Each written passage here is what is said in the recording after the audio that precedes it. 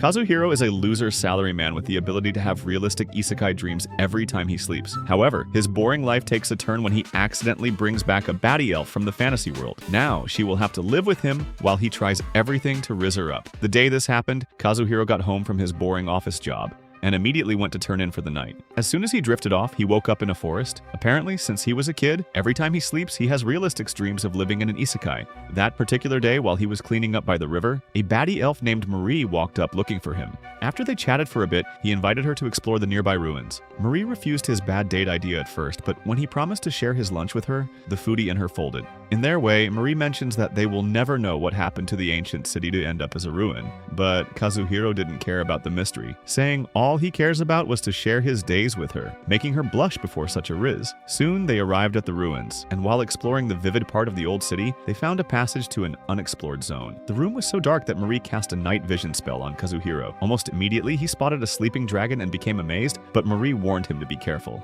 yapping about the dragon being an ancient arc dragon, a monster of immeasurable power which is only seen every 1,000 years. While yapping, she leaned into Kazuhiro, distracting him with her melons. When she noticed he wasn't paying attention, she became so angry that she yelled at him, accidentally waking up the sleeping dragon. Kazuhiro told her to calm down, since they could exit the room at any moment. However,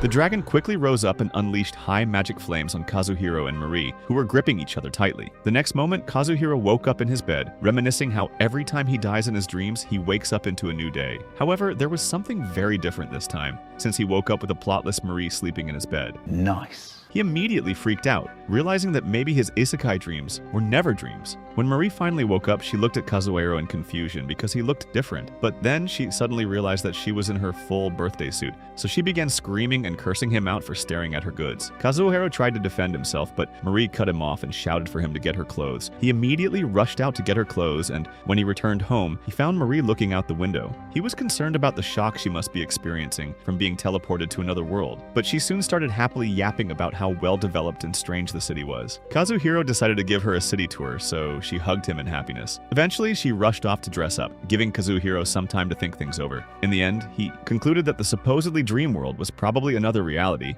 and he'd somehow brought Marie with him when the dragon flamed them. Just then, an excited Marie returned, looking fine as hell, so Kazuhiro complimented her, which made her even happier. As they talked, she recognized his signature sleepy eyes and finally accepted that he was actually her Kazuhiro. When it was time to leave, Kazuhiro gave Marie a hat to cover her ears, explaining that he didn't want her to draw attention. Later, while riding in his car, the girl gripped the seatbelt like her life depended on it, because cars were apparently scarier than monsters. Later at the restaurant, after Kazuhiro ordered for both of them, Marie asked him to explain what in the multiverse of madness was happening, because her last memory was from when the dragon flamed their behinds. Kazuhiro admitted he didn't understand much either. However, he started by revealing that he always came to her world when he slept. He had always assumed he was dreaming, but now that she was sitting before him, he realized that it wasn't a dream and that Truck-kun wasn't the only one who could isekai people. When he mentioned that he sometimes returned to his real world after dying, Marie became worried that she was dead since she didn't have Kazuhiro's cheat code. Kazuhiro assured her that she wasn't dead and added that she would probably return to her world if she slept. He was still explaining why his looks and age changed when their food arrived, halting all discussion to focus on it. After their meal, Kazuhiro took Marie to see the cherry blossoms, and she was in awe. She also revealed that many unfamiliar spirits were present, prompting Kazuhiro to scan the area. However, he returned his focus to her and officially welcomed her to Japan, which made her happy. They then spent the rest of the day enjoying the sights, and when night fell, Marie's awe doubled. She asked Kazuhiro if her world would be that beautiful if there were no monsters in it, and he admitted that he didn't know, because if the monsters weren't there, the people would probably start fighting themselves as they did in his world. Curious, Marie asked what would happen if she couldn't return to her world, and Kazuhiro suggested that she camp at his base with him while they explore his world together. His reply made her buffer for a full 3 seconds before she accepted, but Kazuhiro decided he'd still try to send her back to her world regardless. Back at home, Kazuhiro asked her if she wanted to take a bath, and the girl became surprised. She didn't know that it was possible to have a bath inside the house, so Kazuhiro went to show her. While he prepared the bath for her, he asked the most cringe question of his life, wanting to know if they would see each other again if she returned to her world. However, Marie didn't respond because she was too busy treating the bath like a holy relic, which he found amusing. He then gave her some bath scents and left her alone while he went on bachelor chef duty like always. Soon, Marie came to him freshly buffed after her first indoor bath, but all she wanted was the delicious smelling food. Kazuhiro happily served the food up, and as soon as Marie tasted it, she gagged over the home-cooked meal that cost less than a bento. She couldn't believe she was eating such a culinary masterpiece, and Kazuhiro assured her there was more to come. Mainly because for some reason, his isekai inventory had a strict food-only policy. Every other thing he tried to bring over to her world was left behind, and he couldn't understand why. Marie pointed out that if there were rules concerning what he could carry across realms, it meant there was most likely an invisible game master pulling the strings. As she analyzed the situation further, she speculated that he was probably on a mission he didn't yet know about. The dumb guy wondered if it was a food delivery gig, but Marie told him to get real and asked whether anyone had ever asked him for anything. Kazuhiro admitted that she was the first person he'd ever mentioned his ability to, since he'd been convinced that everything was a dream. This prompted her to ask if he remembered the trigger that made him start entering the fantasy realm. Kazuhiro said he couldn't, so she decided they could figure things out another time. Eventually, they finished dinner, and while having coffee, Kazuhiro told Marie they needed to come up with a plan before going to bed. Because once they woke up in the fantasy realm, they'd respawn at the exact spot where they were roasted. Together, they came up with different ways they could avoid becoming the dragon's medium rare steak. Marie then mentioned that some dragons sometimes turned human so they could explore the town. Kazuhiro pushed her to explain further. So she told him that the dragon once went to a town called Osloy, but no one knew why. Hearing this, the puzzle pieces that had been scattered in Kazuhiro's mind finally clicked into place. He quickly checked the fridge and then told Marie they had found their secret weapon. When they finished their planning, Marie, fully invested in her sleepover era, called Kazuhiro to come back into bed with her. As they clung to each other so they could find out if their theory worked, the Virgin tried his best not to freak out about their proximity. Shortly after, Kazuhiro opened his eyes and saw that Marie had truly returned with him. The dragon was still as furious as before when they appeared, but Kazuhiro immediately spoke to it using draconian language. He introduced himself and Marie to it, after which he apologized for intruding. He then offered the dragon beer because he knew the town it went to was popular for its wide selection of beer, and the dragon was immediately cracked up. Despite the bribe, the dragon wasn't going to let them go. To gain their freedom, she asked Kazuhiro to explain how they were not dead after getting roasted. Immediately, Kazuhiro started info-dumping his entire lore in one go. After hearing him out, the dragon decided to spare them. She also showed them her eggs, and while they were on the heated floor, the bento box also began warming and caught her attention. Kazuhiro showed her the food, and she immediately chanted a spell and spawned a whole human body that was separate from her dragon form. When she then demanded the food and drink, they were shocked that she also wanted the food, but the dragon said she was just curious. While the duo deliberated about whether to actually give her, the dragon immediately offered one of her scales as payment. The food and drink made the dragon happy, and Kazuhiro mentioned that the food was from his own realm. He then told Marie that the dragon would give him her scale as payment for the food, causing Marie to freak out because a dragon scale was so valuable that people actually went to war over it. When they turned back, they saw the dragon pouting at an empty bento box, so Kazuhiro offered her the second bento box. She happily accepted it and said she would pay for it by casually offering another rare drop, and Marie made sure Kazuhiro took it. Eventually, the dragon let them go but told them to bring her 4 bento boxes the next time they visited. As they left the room, they started processing the financial upgrade because both items were more valuable than Kazuhiro could comprehend. When he offered to sell them, Marie declined because although it would fetch a high price, it would bring unwanted attention to them. Once outside, both of them said they were hungry, so they made plans to get food. Marie shocked him by revealing that she'd rather follow him back to Japan instead, then asked him to teach her Japanese from now on. After they returned to Japan, Marie started learning Japanese by watching television and writing, while Kazuhiro went to work. When he returned later, Marie surprised him with a full Japanese intro she had apparently speedrun while he was gone. Kazuhiro complimented her and said she was likely to learn the language quickly at the pace she was going. During dinner later, Marie gushed over the food as usual and then got a bit drunk from the white wine. While cleaning up, the drunk Marie suddenly remembered they were rich and asked Kazuhiro where the items they got from the dragon were. However, Kazuhiro explained that they usually remained in the other realm, just like the clothes they wore did. This prompted Marie to reaffirm that there was truly someone working behind the scenes, and Kazuhiro said he hoped to one day find out. When he asked her where she wanted to go when they returned to her world, Marie said she had a lot of work waiting for her at the Sorcerer's Guild, so she couldn't play with him even if she wanted to. When she mentioned that she was researching magic stones, Kazuhiro asked her if she had ever seen one, but she said that nobody had. At this, Kazuhiro invited her to accompany him to a place said to be a magic stone quarry, and Marie immediately agreed.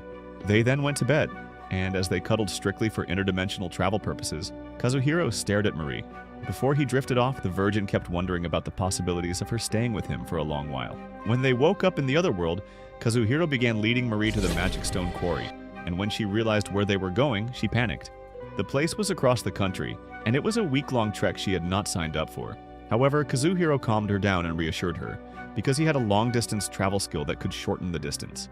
He also revealed that the skill had a weight limit and warned her not to go too far, as he had never traveled with anyone else before. So Marie immediately went closer to him, and they stayed together for the rest of the journey. A while later, they arrived at the ruins where Kazuhiro dropped a flower on a stone as an offering, explaining that travelers usually did so whenever they reached a historical site. He also explained that the ruins were very active before, but for some unknown reason, the mine had gone dry, and nobody knew why. However, people could still feel the power in the soil because magic stones never faded. He suddenly stopped explaining when he noticed that the desert heat was cooking Marie alive. Kazuhiro immediately turned into a perfect gentleman that comforted her, while also leading her to a nearby oasis. But still, Marie kept complaining, saying she was trying not to hate him for bringing her there.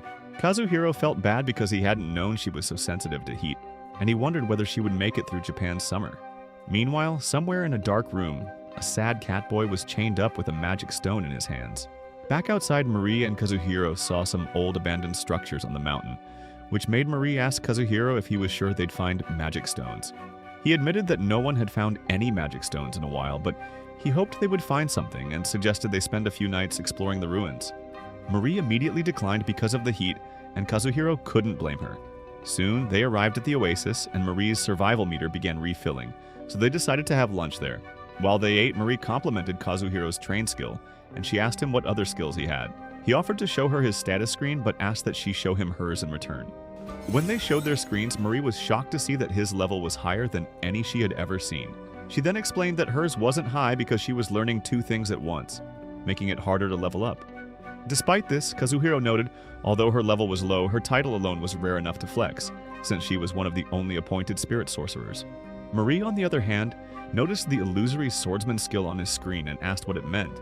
He told her it was like a con artist, which made her laugh and say she'd expected it to be more like sleep fighting, given how sleepy he always looks. Meanwhile, in the dark room where the demi-human was, 2 men were talking about Kazuhiro and Marie. They seemed to have a plan to feed them to the monsters. They then decided to feed the imprisoned demi-human, just enough water to stay alive. Outside, Marie and Kazuhiro were still talking about their skills. When he asked her to tell him a bit more about her special sorcery, she explained that sorcerers cast spells with a wand, but spirit magic uses a contracted spirit to unleash its power. To demonstrate, she summoned a fire lizard spirit, gave it magic, and then told Kazuhiro that with that, she didn't need those boring and long incantations that sent the caster back to the lobby before they finished casting. As she spoke, a giant beast emerged from the water, scaring her. But Kazuhiro immediately went full Minato on it. Unfortunately, more beasts came out, so he began to fight them at once. Meanwhile, the 2 men in the dark room were watching Kazuhiro defeat the beasts, and they were shocked by his skill. Their boss then came over and used his magic eyes to see through Kazuhiro's bag. When he saw the dragon treasures, he immediately decided he wanted them for himself. His henchmen were alarmed because Kazuhiro seemed to be at a higher skill level. However, the boss told them not to worry because they had a trump card, which was apparently the catboy. The catboy was scared, but the boss threatened to starve him and give him the cruelest nerf possible if he refused. Next, he dropped him on the ground and told him to start his job immediately. Oblivious to what was going on, Kazuhiro and Marie were still outside fighting the mid-sized beasts. Kazuhiro suggested they should return to high ground for their safety, and once they were done, they congratulated each other on a job well done. Just before they could leave, Kazuhiro suddenly sensed a presence. Looking up, they saw the catboy holding up the magic stone in the distance. Then the ground suddenly started to shake, and an attack on Titan-level creature burst out from the ground. Kazuhiro began to freak out immediately since none of his skills were usable at the moment. So, he held onto Marie tightly and turned towards the monster, letting it whoop them back to reality. Back in the real world, the duo respawned in bed with the trauma still loading. However, Kazuhiro was so excited that they survived that he instinctively pulled Marie into a hug. When he realized what he was doing, he apologized and then warmed up milk for both of them to drink. After things calmed down, Kazuhiro revealed that he felt some other people were in the ruins with them and suspected they were bandits. He added that they were probably looking for their bodies and bags, so Marie wondered whether the young beast boy they had seen was part of their crew. Kazuhiro didn't think so, and pointed out that the boy seemed scared, so Marie deduced that he was likely a victim too. Just then, she realized it was already morning and told Kazuhiro to get ready for work, but he told her he didn't have to go in since it was Saturday, adding that they could do whatever she wanted for the weekend. When they went out that evening, Marie revealed that although the river was clean, the river spirits didn't seem too happy. This made Kazuhiro explain to her that they had experienced floods before, so they probably still carried that energy. He then asked what the spirits were saying to her, and she admitted she could only feel, not hear them, which wasn't something that happened to her back at home. This prompted Kazuhiro to joke that she was still a novice in his world and needed to level up soon. As they continued walking, Marie saw a cat and immediately wanted to play with it. The cat licked her hand, and Kazuhiro taught her how to know if the cat wanted to be played with, or if her face would get ruined. She was very fascinated with the cat, and her reactions made him laugh. When they were done, they went to the library, and Marie was shocked to see that the room was very bright because books were supposed to be allergic to sunlight in her world. Kazuhiro directed her to the children's book section, and she immediately got offended, feeling he was treating her like a child. However, he claimed he simply wanted to show her a particular book he thought she would be interested in. Marie then followed him reluctantly, but her mood immediately changed when she saw the book. It was a picture book, and all the colors fascinated her. But when Kazuhiro asked her if she wanted to read the book, she declined because she could not yet read Japanese letters. Kazuhiro immediately offered to read them to her instead, and told her to pick whatever book she liked.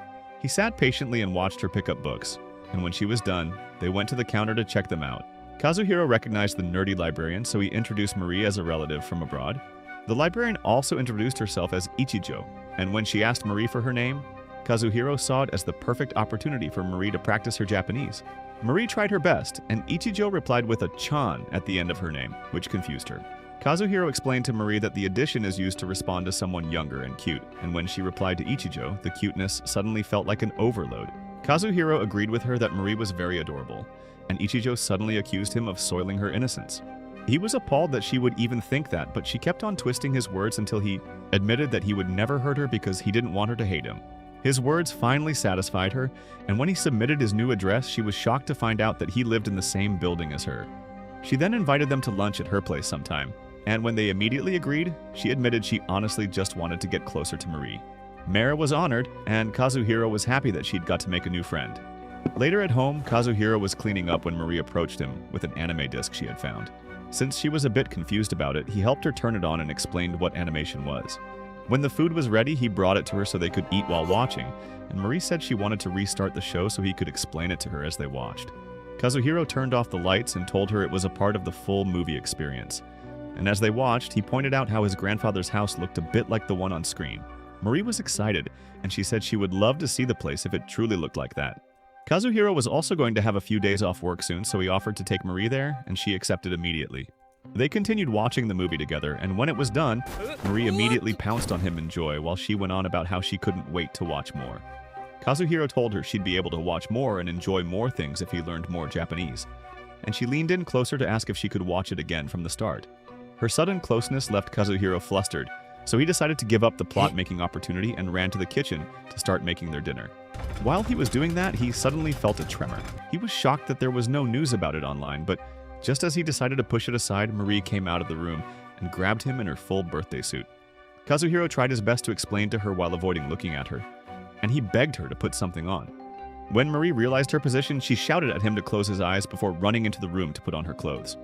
When she returned a few minutes later, she apologized for traumatizing him, but he said he was the one who was sorry for not giving her a heads up about the Japan earthquake marriage situation. As they sat down to eat, Marie suddenly realized they would be appearing in the same place once they got back to the fantasy realm. Kazuhiro told her that he sometimes changed the locations when he got back there, but it was safe to assume that they'd still find themselves there. Marie wasn't ready to gamble with her life, so she made him recognize that they would still be in danger even if they could wake up back in this realm. To clear her doubt, Kazuhiro reminded her that his once-a-day long-distance travel skill could now be reactivated. Although they had the means to escape, they couldn't help but remember the boy who summoned the beast, so he asked her if it was okay for them to save the boy first. Marie agreed immediately, but she added that the boy might be a cat person because, according to old scripts, cat people were skilled in handling magic stones. After their discussion, they went to bed, and Kazuhiro read her one of the books they had got at the library earlier until she fell asleep. Then he also went to sleep. Sometime in the past in an underground house, an old cat man told a young cat boy the story about their history. He also showed him a stone, and when the boy touched it, the stone immediately glowed. The old man told him that his stone had favored him, and that his family had always had the power to handle a magic stone. But as much as it was a blessing, it was because of that stone that his village was destroyed. In the present, the young cat boy was crying as he remembered the story the old man had told him. The next morning, Marie and Kazuhiro decided to act out their plan. They were going to save the cat boy from the bandits and escape using his long-distance travel skill. Immediately, Marie used her magic to turn invisible. Kazuhiro wished her luck before parting ways.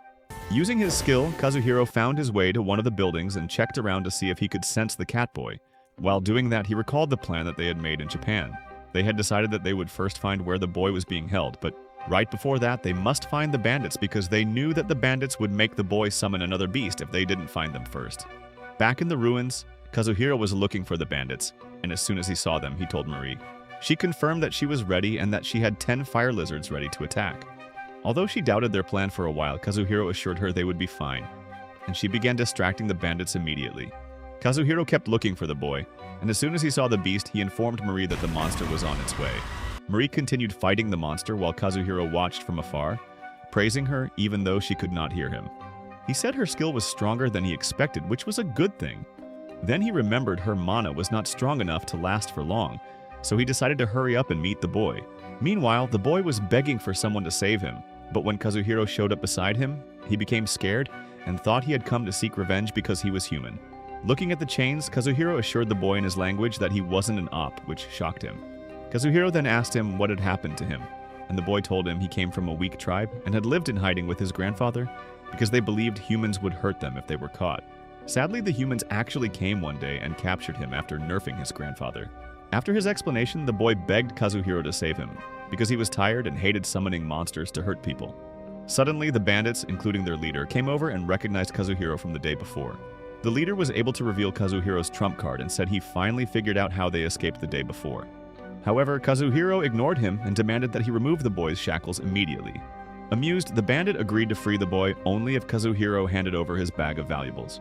Since he was not your typical dumb protagonist, Kazuhiro called out his poor attempt at manipulation and immediately used his skill to free the boy. The bandit was impressed with his skills, but he still threatened the boy that he would turn him into yesterday's meal if he didn't come back and be his slave again. After whispering something to the boy, Kazuhiro suddenly attacked all the bandits at once. The bandits fought back and began to overwhelm him, but Kazuhiro outsmarted them and ran away. He then met the child in a hidden spot and assured him that he would be okay. However, he said he had to get Marie, so he explained how his illusion skills worked. The boy introduced himself as Muai, and after hearing his name, Kazuhiro continued fighting the bandits until Marie reported that the monster had returned underground. Although everything seemed to be going according to plan, Kazuhiro felt something bad was about to happen, and he was right, because the bandit leader used his X-ray vision skill to find out where Mui was hiding. Seeing that Marie might get into trouble, Kazuhiro decided to come out of hiding, so the bandit leader shot at him without caring that his men were in the way. As Kazuhiro dodged his shots, 2 of his men got hit instead. However, he didn't care, and revealed that while Kazuhiro wasn't looking, he had captured the catboy and was holding him hostage again. He taunted Kazuhiro, telling him to drop his sword and surrender, so Kazuhiro obeyed. But in that moment, he used skill to flee with the boy. As he and the boy escaped into the desert, the bandits screamed curses and threats at them, but Kazuhiro didn't stop running. Suddenly, the monster came out and gobbled all the bandits, including their leader, in one go. It then turned its attention to Kazuhiro and the boy, prompting the boy to cry in fear for his life.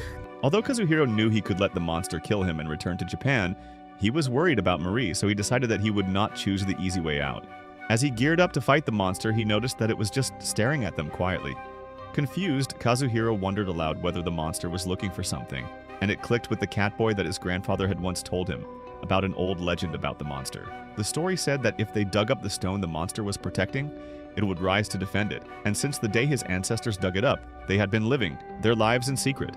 After realizing that the monster might simply be looking for the stone, Kazuhiro told the boy to hand it over to the monster. The boy apologized for always summoning it and gave it the precious magic stone. Satisfied, the monster let out a screech and burrowed back deep into the earth, and as it went under, it opened up an old labyrinth that they had never seen before. Marie came up at that moment and asked what had happened, and Kazuhiro told her he wasn't sure, but he pointed out the old dungeon. The discovery was lost on Marie because she was too busy gushing over how cute Maui was. Nightfall came, and the place already looked much busier than it was during the day. A man in armor told Kazuhiro that he would take care of all the bandits in that area from then on, and he also thanked him for the tip. Kazuhiro requested protection for the catboy, and the man promised to take care of the child because the country was responsible for him either way. The man also said he was surprised that a young boy had actually discovered a huge labyrinth, since it was unusual. He then added that he wasn't sure if the labyrinth would bring a tremendous benefit to the country or cause a great disaster. Kazuhiro agreed with his statement, but his heart was still racing at the discovery, eager to see what awaited him underground. Elsewhere, 2 men sat discussing the labyrinth while drinking tea in a giant hall. They wondered if magic stones actually existed and if anyone would really find them. When Kazuhiro and Marie overheard them, he told her he was very excited to explore the dungeon. However, Marie suddenly became sad, because she was sure her rank would stop her from joining the quest. It was a mysterious labyrinth and considered highly dangerous, so only high-ranking sorcerers would be sent inside to explore it. Seeing that he might have to explore with somebody else, the simp decided he wouldn't go. Marie was stunned by his sudden switch up, so he explained to her that she was the main treasure he was looking forward to on the journey. His 700 BC riz caught her off guard, so she quickly changed the topic to cover up the fact that she got flustered. She said that she had to report to the guild when she got her permit, and even though she sent her a bird, she was not sure if they had received her message. As she spoke, neither she nor Kazuhiro realized that the dragon was listening to their conversation through the dragon scale she gave them. The dragon was shocked that the boy had opened the labyrinth without knowing how dangerous the place was, but suddenly got distracted when her eggs started catching, and she started wishing that Kazuhiro and Marie could witness such a magnificent sight. Regardless, she knew they would cross paths again and wondered if she would get to taste their bento again. The next day in Japan, Kazuhiro and Marie ate breakfast before he got ready to go to work. He told Marie he really wanted to explore the labyrinth with her, and began listing the many advantages she would gain if she decided to follow him. When Marie started feeling sad about her inability to show up for the exploration, Kazuhiro asked her if there was any way they could get a boost from the Sorcerer's Guild. His question reminded Marie about the special exceptions, and she told him that all they had to do was show that they were reliable and competent enough to go on the exploration. The thought of it excited her, so she told Kazuhiro they needed to come up with a good plan so the guild wouldn't look down on them. She then wished him good luck at work, and he went on his commute. While on the train, he thought about how they could convince the guild that they were competent enough to explore the labyrinth, even though they lacked the experience. He also remembered that Marie was a cannon fodder because, while she fought the bandits, she was easily captured. They both had offensive abilities, but what they needed was a tank to protect them while they fought. Unfortunately, they both were too broke to hire one, which was another problem. Meanwhile, back home, Marie was enjoying the domestic life and cleaning up the entire apartment. When she was done, she studied her Japanese writing until noon. Then, following the instructions that Kazuhiro had given her, she made lunch. She found it surprisingly easy to operate the strange cooking device, but then she couldn't focus on her reading because of the aroma, so she began to prepare her plate in anticipation. When the food was finally ready, Marie ate it while binging brain-rot anime and learning Japanese. At that time, in Kazuhiro's office, he had a sandwich that was more plain than Saitama's head, and wished he were eating with Marie. While he was thinking, he received a message from Ichijo, inviting him and Marie to a double date with her and her husband. Kazuhiro suddenly realized that he would have turned them down immediately before, but because of Marie, he was very open to accepting it. Later that night, Marie and Kazuhiro went to the designated restaurant to wait for the other couple.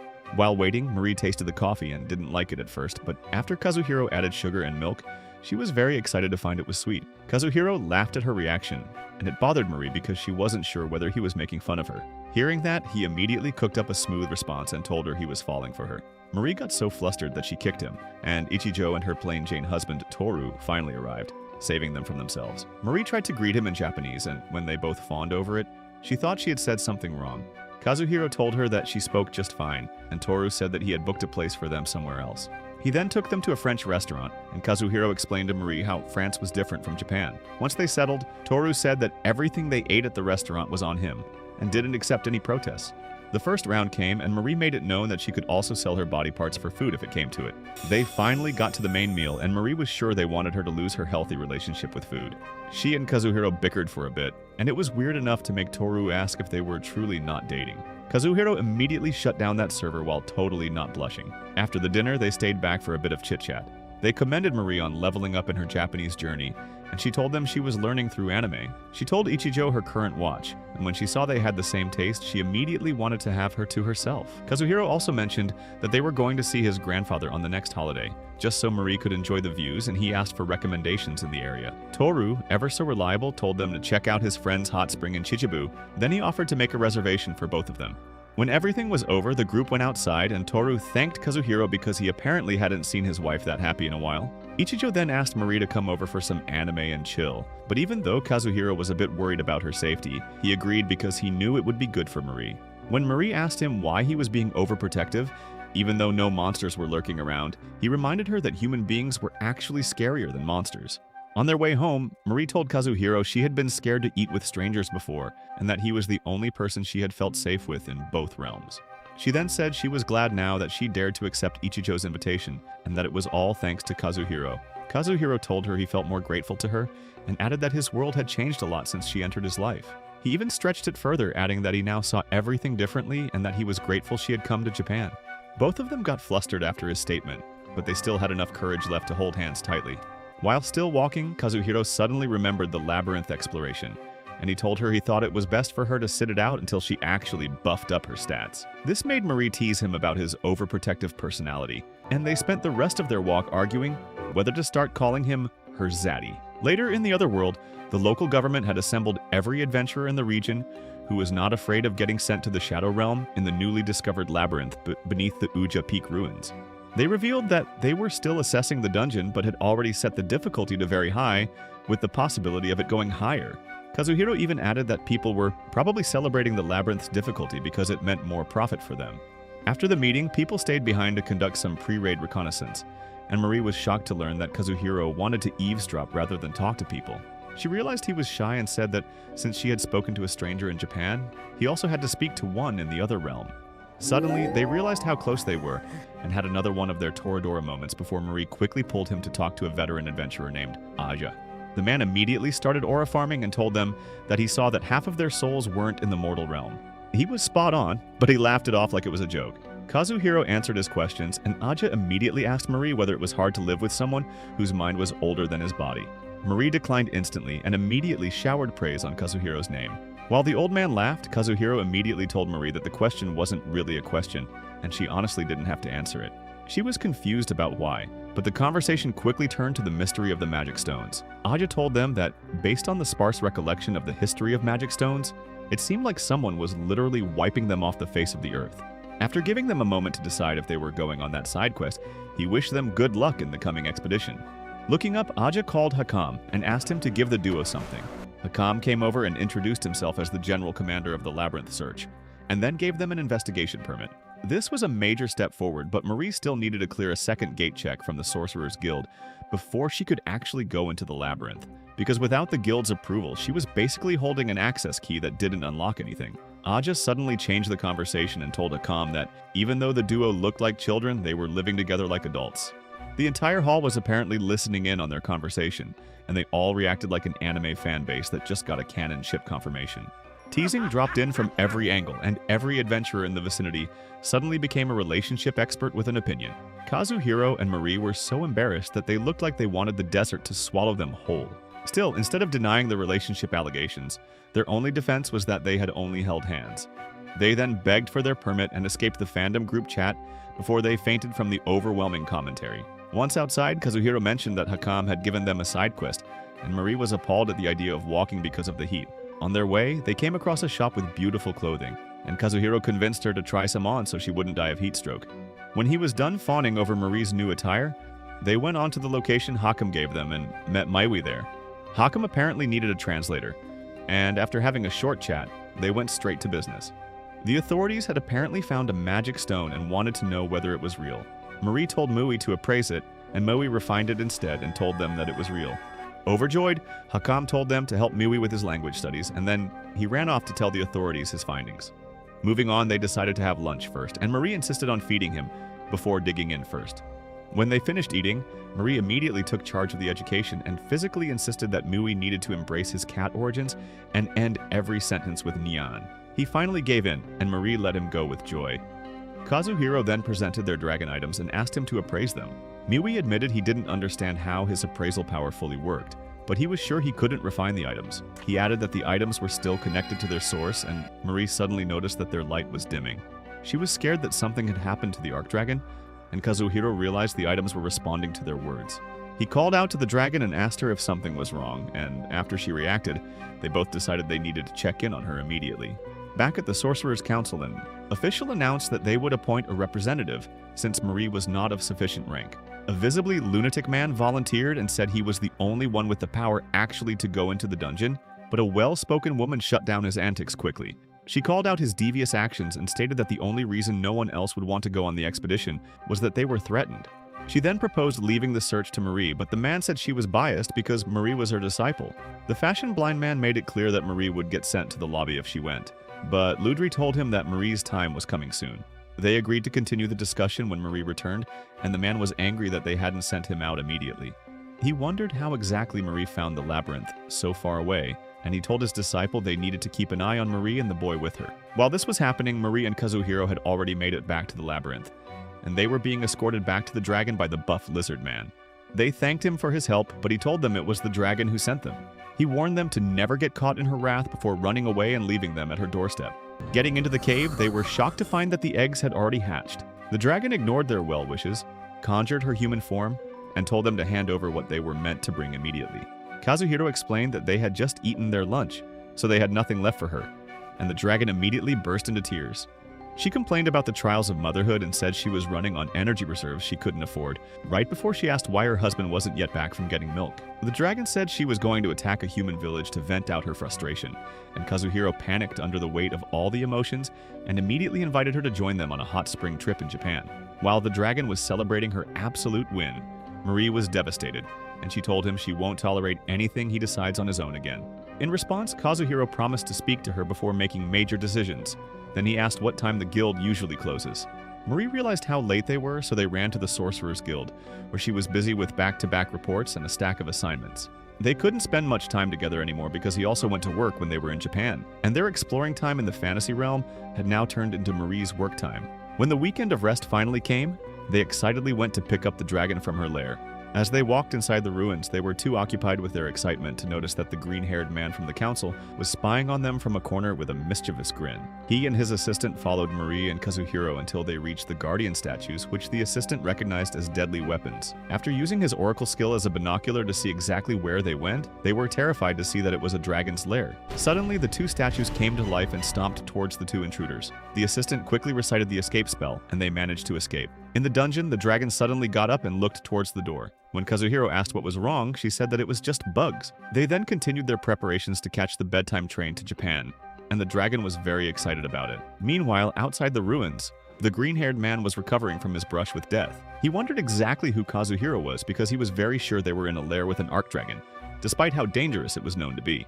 Later in Japan, Kazuhiro woke up to the sight of huge melons directly in his face. Then he remembered that Marie had also been undressed when she first arrived in Japan. While he was already panicking, the dragon shoved his head in between her two peaks, and that almost made him go mad. Marie woke up to his screams, wondering what was going on. Then she saw where his face was and immediately joined the descent into mental instability. Ignoring their screams, the dragon stood at the window, wearing only Kazuhiro's office shirt that couldn't fully cover her body. She suddenly brought up the fact that they were holding on to each other in their sleep, and she asked them exactly why they were that close together. Marie ignored her and told her to cover up her chest, but the dragon explained that she literally could not cover both her front and back because she had a party at the front and a bigger party at the back. Marie immediately turned to Kazuhiro and told him to keep his face covered while she tried to figure out what they were going to do with the dragon's current body situation. She explained to the dragon that she literally couldn't go outside if she wasn't able to conceal her rated R features and animal parts. As Marie was thinking, Kazuhiro realized that the dragon was now casually yapping in Elvish along with them, and it meant that she knew everything from the moment they met her.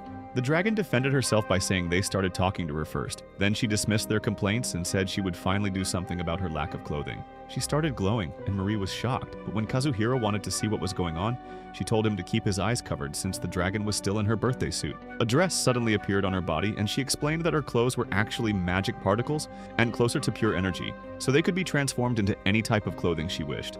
Since she was finally dressed, they all went into the car and Kazuhiro drove them to the hot spring.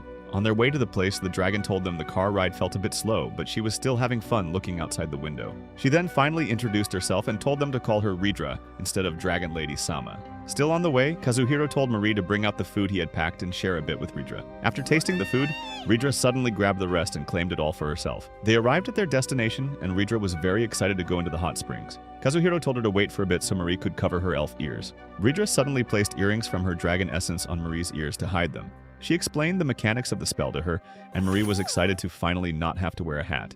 Kazuhiro brought over some snacks for them to try before they went into the building, and when they were done, they checked into their room.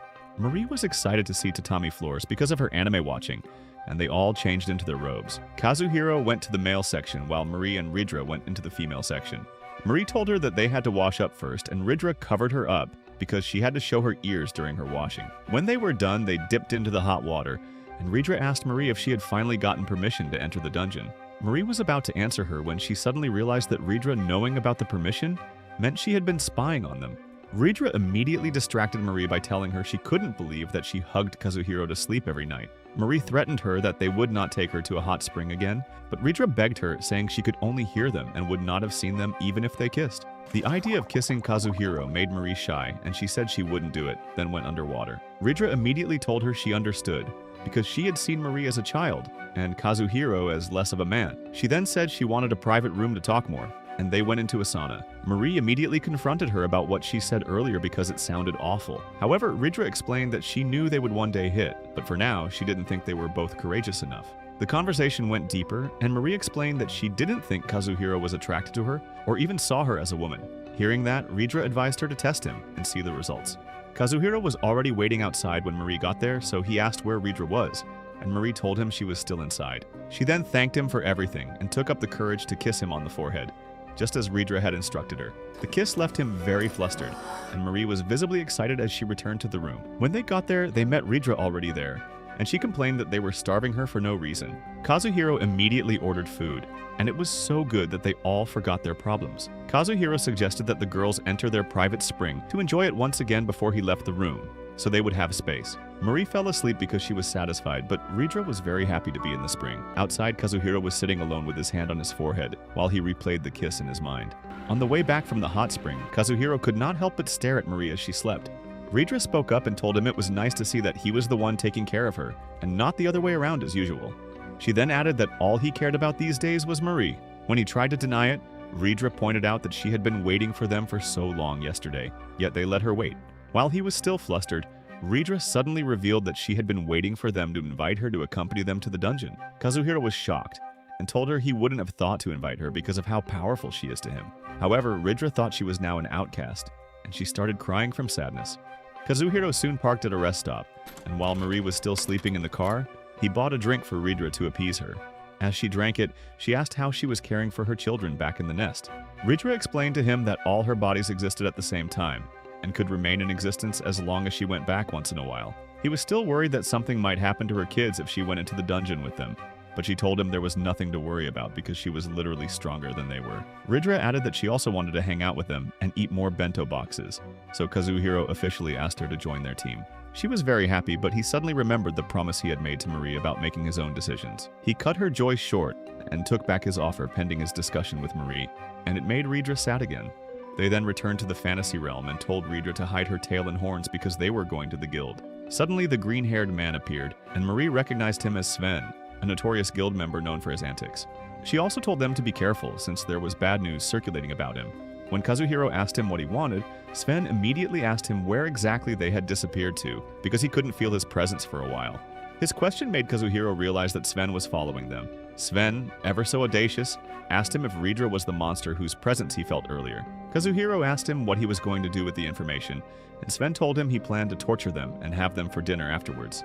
He added that he believed the underground dungeon was his, and that he would obtain all the world's riches for himself and be happy forever. Sven called out to his assistant and told him to take care of the women while he fought Kazuhiro. However, Ridra handed her sword over to him as a gift and told him to use it well, and the assistant suddenly transported them away from Kazuhiro and Sven. At the Sorcerer's Guild, Marie's mentor told everyone that something interesting had begun, and she wanted them to see the fight between Sven and Kazuhiro so they could decide who was truly worthy of representing the guild. Back in the forest, Kazuhiro noticed that Sven was really trying to end his relatively short life. Sven hated that Kazuhiro kept evading him because he actually wanted to fight, and he told him to engage. On the other side, Marie reminded the assistant that fighting between members was against their rules, but he didn't care. She then turned to Ridra and told her to bring out her shield, but Ridra replied that she didn't have one. As they yapped loudly, the assistant used his necromancy skills to summon demons to defeat them on his behalf.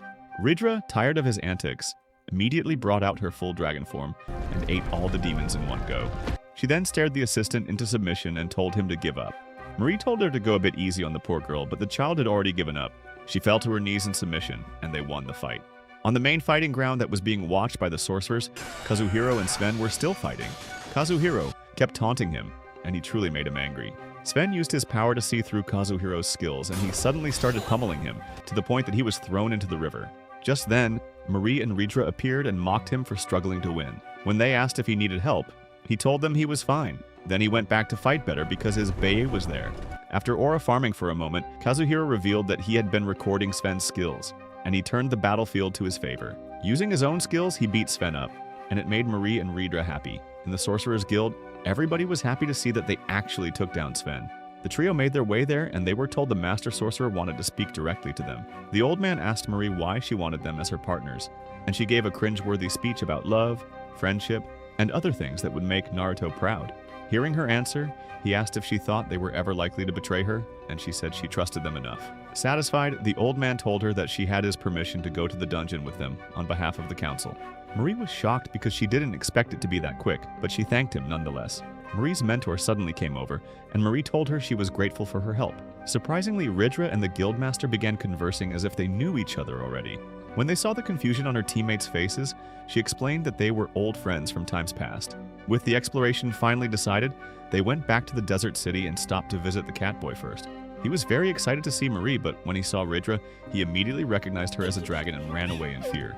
Marie told him not to worry because she was nice, and then the dragon brought out a stone soaked in her blood. She permitted him to refine the stone, but he told her he was not sure how to. Ridra told him she believed he could do it and told him to simply guide the stone to do what he wanted. The catboy decided to try it, and he did it perfectly right away. They created a staff, and Ridra embedded Marie's name into it. She told her it was a gift from her, a reward for her bravery at the hot spring. Marie was grateful, and they went on to the dungeon for their long-awaited exploration. When the 3 team members reached the dungeon's entrance, they saw that it looked very different from when they first found it. A market was already set up, and so many people were hanging around. Kazuhiro and Marie went to get some things while Ridra secured a spot for their tent. Before she left, Ridra told them to hold hands and enjoy their date. Marie argued that it wasn't a date, not knowing that Ridra was just teasing them, and she ended up holding Kazuhiro and dragging him towards the market just to get away from Ridra. Inside the newly formed market, some people were talking about how some parties that had entered the dungeon had gone missing. But they didn't care because all they wanted to do was make money off everyone. Kazuhiro and Marie went into the shop to get their tent, and the duo told them to go away. However, when Marie showed them their permit and told them they were explorers, their mood changed. The vendors told her they didn't have anything cheap because of the high demand, and said they'd charge a very high price for just one small tent. Suddenly, a high-ranking officer they recognized approached the shop owners and told them to stop overcharging visitors. The man called Zira was surprised that Kazuhiro and Marie were actually as young as the rumors said. He told the shop owners they were the ones who had discovered the dungeon, and he said they should be nice to the duo because they had given the vendor jobs. Because of him, they were able to get a tent, so they thanked him for his help. Zira even told them to ask him for anything they needed, and called over the captain of his team, named Dula, who had big badonkers. She told the duo that Zira had asked her to bring tea as a gift for Kazuhiro, and they thanked her. The captain then told them she was busy preparing and had to return to her work, and then left. Later that night, they had finished setting up, and Marie was very happy about the quality of the bed. However, Kazuhiro told her Ridra wasn't following them to Japan because she wanted to watch the tent and also observe their environment. Morning came, and they woke up in Japan as usual. Kazuhiro surprised Marie with the tea the commander had gifted them. He told her this was his first time bringing something edible from the fantasy realm, and they were both happy it worked. As they ate breakfast, Marie noted that it felt like they hadn't had their breakfast for a while, and Kazuhiro told her it was most likely because this was the first time in a while that it was just the two of them. They looked at each other and suddenly got flustered again, because the idea of them being alone made them shy. They missed Ridra's noise a bit, but they were still a bit happy to be alone. Kazuhiro revealed that he had a day off work and could spend it with her, and asked them to cook together. They then went to the supermarket to buy the ingredients, and after buying everything they needed, they walked back to their place. On their way, Marie tasted ice cream for the first time and realized she also missed Ridra a lot. He told her she was probably giving them space so that they could have time alone, and he thought it was very considerate of her. Back at home, they cooked together, and Marie complained that he was treating her like a baby. She suddenly started crying over the onions, and he helped her immediately until they finished the meal. Afterwards, they returned to the fantasy realm, where Kazuhiro invited Ridra to a dinner Marie had prepared especially for her. Ridra was so happy, and she followed Kazuhiro back to Japan where they all sat down to eat together. While Kazuhiro cleaned up the kitchen, they spoke about their journey to his hometown on a bullet train. Marie showed Ridra their tickets, so Ridra asked why there were only 2 tickets. Kazuhiro and Marie felt bad, and he explained that they got the tickets way before they got close to her. Regardless, she was still bummed that she would be the only person who wouldn't ride the train. Kazuhiro didn't have enough money to buy a ticket for her at the moment, so he promised to carry her the next time. Later, they went to bed and found themselves in the fantasy realm once again, where they went to pay their respects to Hakam. Seeing Ridra, Hakam immediately fell deathly in love with her, and he couldn't help but praise her beauty. Asa was also there, and he gave them advice for their journey into the dungeon. He showed them a partially completed map made by the advanced party, and Hakam handed them a copy of the map and a communication device. When they asked the trio to name their team, Kazuhiro immediately chose to name their team Amethyst, based on the color of Marie's eyes. Marie didn't realize this, but Ridra noticed immediately and smiled at him. When it was time, They had to wait in a long line to enter the labyrinth, and as they waited, Aja and Hakim were still in the tent, worrying about whether they would make it. Meanwhile, the advance team told them there were no signs of monsters, adding that they'd been wasting their time for a while. With that, they decided that Team Amethyst were most likely going to be the ones to find something in there. Eventually, Team Amethyst were last to enter the dungeon, and Marie immediately summoned a light spirit. She told Kazuhiro that the new staff Ridra gave her had granted her a new skill, allowing her to contract with higher spirits. Soon, they reached the ground floor and saw a map with an ancient script. They read the story, and it spoke about evil returning to the world. Marie told Kazuhiro that the story was about ancient demons. She explained that demons were the original beings, and there was once a time when only knights existed in the world. When they asked Ridra to tell them more about the true story, she told them they should solve it by themselves because it was more fun that way. Despite going deeper into the dungeon, no monsters or enemies showed up, and they got annoyed. This was because Kazuhiro and Marie really wanted to test out their new weapons and level up a bit. Suddenly, Ridra attacked Kazuhiro and said that she would train them herself. Kazuhiro begged her to calm down, but she told him that it was her way of training him. She added that it was definitely not her vengeance for not being able to ride the train with them. Kazuhiro knew he was done for. Ridra kept chasing him around the dungeon while yelling about how grateful she was to him for everything. Marie, on the other hand, looked at them with adoration as watched them silently. One morning, Kazuhiro and Marie got tickled awake by a cat, and after a moment of shock, Marie reminded Kazuhiro that the cat was Ridra in another form. Since Ridra couldn't join the Aomori trip in person because there weren't enough tickets, she used her internal magic to summon a cat familiar that she could share her consciousness with. At the station, Marie was shocked to see so many people, and sensing her anxiety, Kazuhiro took her hand and told her he was holding it so they wouldn't get separated. Marie, in turn, went all in and told him not to let go no matter what, and he agreed. Everything at the station seemed to excite her, and she even got confused on what to eat. Just then, she saw a train and referred to it as a person, causing Kazuhiro to laugh. Once inside the train, Marie was excited about the view, so she stared out the window as the countryside blurred past, while the cat beside her reacted to everything with wide eyes as well. After a while, they brought out the bento they bought earlier, and after Marie gushed over the food, they began to eat and even shared some with the cat. Kazuhiro offered her a bit of his food and was caught off guard when she leaned in to be fed. He placed the food in her mouth gently, and then he got flustered when she ticked his virgin radar. While Marie slept, Kazuhiro thought about his life, how he didn't remember anything about his childhood, including his mother's face. Still, he dismissed it, saying it was probably because he was always focused on the fantasy realm. He also remembered that his childhood had been marked by his parents abandoning him when he was young, leaving him to be raised by his grandparents in the Aomori countryside. They finally arrived at the station, and while on a bus to their destination, Marie was in awe of all the farms and mountain. Kazuhiro realized that everything felt nostalgic, and he also remembered that his grandfather fed him sweets. As if reading his mind, Marie brought him out of his space by asking if he would take some sweets, and he smiled as he thanked her for the treat. Finally, on land, they let Ridra walk along the road with them, while Marie asked him a bit about himself as a kid, but before he could fully reply, Marie suddenly stopped with fear in her eyes. The sight of a cow had frightened both her and Ridra, so Kazuhiro had to show them that it was harmless, while Marie pieced together where milk comes from. Kazuhiro pointed out that the house he grew up in was right ahead, and when they arrived, the older Kazuhiro, who was a few days from a walking stick, welcomed them in. Marie greeted Kazuhiro's grandfather in Japanese, and he complimented her Japanese, which made her happy. They also presented a gift they had prepared for him, and after accepting it, he said Marie looked straight out of a dream, which was more true than he realized. After he made so many comments about Kazuhiro and dreams, Marie had to ask Kazuhiro if the old man knew about the dream world, but Kazuhiro said there was no way he could have, even if he were highly perceptive. Kazuhiro then took Marie to his old room, and Marie immediately assumed she would find spirits in his closet based on an anime she watched. When she opened it, she was sad to find no spirits, so Kazuhiro cheered her up by lying that their noises probably scared the spirits away. Marie was excited about his room regardless, and Kazuhiro increased her excitement by telling her to find a secret passageway. She and Ridra crawled around the space with complete seriousness, inspecting every shadow and crevice while Kazuhiro watched her.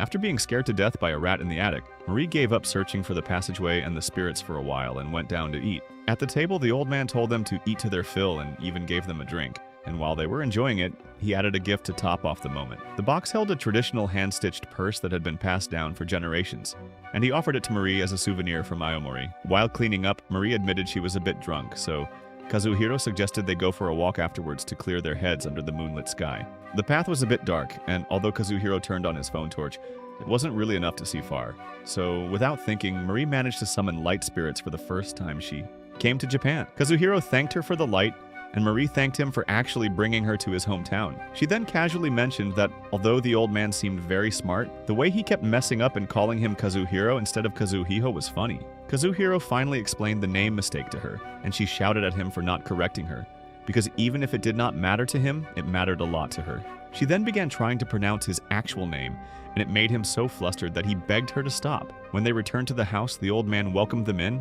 and they immediately asked if they could use the bath to cool off. Kazuhiro went first, and when he was done with the bath, he walked out to find Marie, innocently sipping apple juice, dolled up. This view did something to his insides, but he managed to control the feeling. After they went to bed, the old man came to give them a light and saw they had disappeared from the mat. Instead of shock, he smiled and wished them good luck in their adventures. When Kazuhiro woke up in the fantasy realm, he was shocked to see Ridra. He hadn't expected her to be around because she had gone to check on her children. However, she reminded him that the trip was like a stroll to her before going on to gush about the food they had at the old man's place. Marie soon rose from her sleep, and she also joined the gushing because the food was actually that good to her. Kazuhiro then decided it would be nice to take the day off again so they could check out a bathhouse that was open in the mornings. Ridra and Marie immediately switched up and told him the day would be for training. After asking why, they explained to Kazuhiro that taking a hot bath after working out was the best thing ever. When they returned to Kazuhiro's hometown the next day, the old man called them to breakfast, and while they ate, he offered to give them his car for sightseeing. They told him they'd like to go to the bathhouse first, and the three of them were on their way when the old man picked Ridra up and told her she had to stay at home with him. All Kazuhiro and Marie could do was salute her and promised to have fun on her behalf. When they got into the bathhouse later, they were registering as a party of 2, but then Ridra showed up at the door looking like she had just gotten out of a fight. Fortunately, the owner liked cats, so she made an exception for Ridra. While Marie and Rida were enjoying the bath, some older women walked in speaking the local dialect, and Marie became intrigued. When she came out of the bath later, she surprised Kazuhiro by speaking to him using the local dialect. She then explained that the older women in the bath taught her the dialect and made her feel like she belonged. They went back to the house and took the car to go sightseeing, starting with the cherry blossom, and he took pictures with her after explaining how phone cameras worked. After a while, they made it to a castle, and Marie mentioned that there were spirits around. While exploring inside the castle, Marie scared Kazuhiro by telling him her thoughts of carrying guns across to the other world, and Ridra fell in love with the sword. All of it made Kazuhiro realize how dangerous they could be, and he ushered them away from the weapons. After a bit more exploration, they went outside to get food, then reminisced about how much had changed in the 1 month since she came to Japan. As they spoke, the cherry blossom spirits suddenly picked up, and they set up a moment for Kazuhiro and Marie to do a bit of CPR.